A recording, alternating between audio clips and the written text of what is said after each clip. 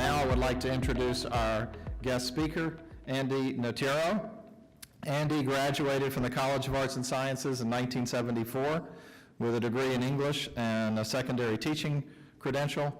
She earned a master's degree in English literature from the University of Michigan, and she was in the second class of George E. Milano's Scholars in the Humanities at Washington University.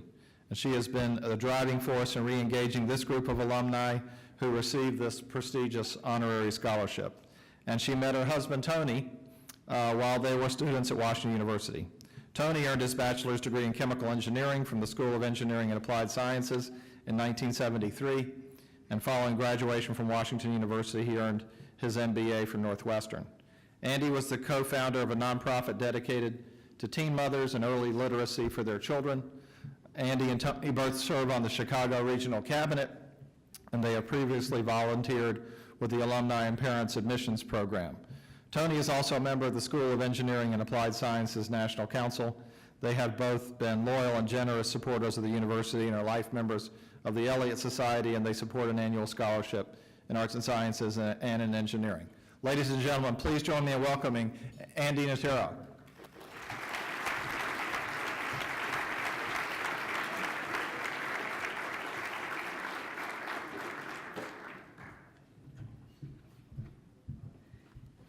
Thank you, Holden. Hi, everybody. I am so happy to be here tonight with all these bright, shining students in the room. They're so inspired and inspiring, so excited and exciting. I've worked with high school students most of my life, and I continue to be captivated by the energy and the possibility of young people, which is so palpable in this room. Dean Schall invited me to speak as a scholarship donor, a representative of sorts of all you others out there. Each of us has a particular story or reason for sponsoring a scholarship, each different from the next. But I'm certain that common themes would emerge if you were all up here with me. I studied English Lit, as you've already heard, when I was a student here. Perhaps you've known one or two of us, and therefore you know the awful truth. Once an English major, always an English major. Ever careful about the flow and clarity of even a text or email. Prone to quote our favorite poets, you know the type.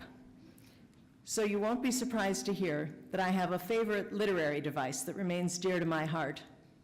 The synecdoche, where a part stands in for the whole, like boots on the ground. Or more to the point tonight, wisdom of the graybeard, or lend me your ears. Please note, I neither have a gray beard, nor do I want your actual ears, but as a longtime teacher of high school students, I feel obliged to point that out. The story of every scholarship donor is different, but I hope that you will graciously allow me to be your synecdoche for the next few minutes. You probably feel, as my husband Tony and I do, that the university is stronger and better when students come from myriad backgrounds and means, and it's no secret that requires financial aid for many. We often remind ourselves that just because the solution to a problem is beyond our personal reach, we shouldn't just throw up our hands in defeat. By adding our efforts to those of everybody else, we achieve amazing things together. What we didn't realize was that it was possible to support a WashU student even without being a captain of industry or a Hollywood star. And so, a few years ago, we started the Nocchiero Family Scholarship. The first recipient, Hannah, graduated in 2016, and we are happily becoming acquainted with our second, Hélène, who couldn't be with us tonight, unfortunately. Honestly, great esteem for Washington University aside, the very best part of having finally created a scholarship is the privilege and fun of getting to know our students. Perhaps some of you scholarship sponsors were once, like me, a scholarship student. We are paying the university back for their kindness to us, but also paying it forward, as they say, helping someone after us who needs the same help we did. Take my hand and come with me. You'll want your hiking shoes because it is many, many years back to the winter of 1970. I told my parents I had set my heart on Washington U. It was everything I was looking for, and I knew it was the one. That was the moment when my father sat me down to have the talk. My father said, sadly, that we could afford 1 year at Washington U, where tuition was a gasp-worthy $2,100 per year. That's laughable now, but it constituted nearly the same hurdle as current tuition figures. Surely there were other possibilities for me, if less desirable than that shining campus on the hill in St. Louis. But at that moment, I couldn't imagine any, and I felt only dread and despair as my much hoped for future vanished from sight. And then there was a letter, the envelope positively glowing from the mailbox. Harp sounded. I was a finalist for the Millinus Fellowship at Washington University for a student interested in the humanities. Full tuition and a stipend for books. $300. Think about what that would pay for today. Then came a long weekend on campus filled with interviews, tours, sleeping on the floor in the dorm, a class or two, and experiencing campus cultural and social life. After I got home, they sent an actual telegram. I couldn't believe it, but I was going to Washington University, and that was only the door to the good stuff.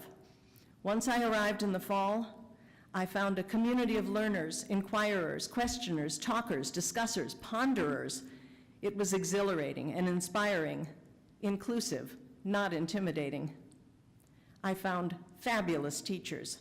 Almost all were professors, experienced, accomplished, brilliant. But unlike at so many other fine universities, they were teaching freshmen, and not grudgingly either.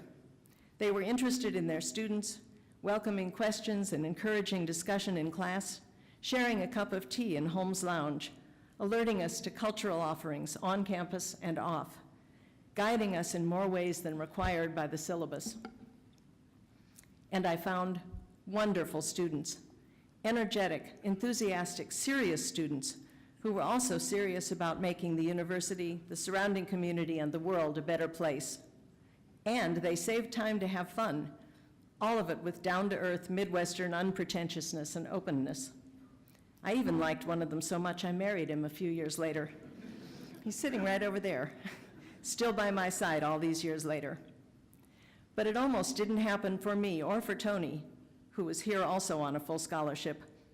We both believe that our time here changed our lives absolutely, even in ways we can never know. It was not just the fact of a college education, but of this particular wonderful college education and warm, encouraging university community. It would not have happened without the university's commitment to making a fine education available to students who could not afford tuition. Tony's scholarship had a generous corporate sponsor. Mine was funded by the university itself, and by extension, by every gift, large and small, to the university. It is the reason Tony and I began contributing to the annual fund from our very first paychecks, I think maybe only $25 a year, which was pretty small even then, but it became powerful in the aggregate when combined with everyone else's gifts. Somewhere, there are bright, shining high school students hearing the talk from regretful parents. They too wonder whether they will be able to afford the Washington University education they long for. Despite their ability and optimism, they also probably feel that sense of dread. The what if I don't? What if I can't?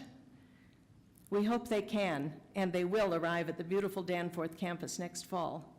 And this is why Tony and I now contribute to scholarships at Washington University. Now, thank heavens, we are able to give more than $25. But support for all the students who need scholarship aid still requires the awesome power of the aggregate. We are proud to be in the company of you, our fellow donors. Thank you for all you do for Washington University students. And speaking as your synecdoche, we donors are thrilled to support you wonderful students whose accomplishments and possibility inspire us all.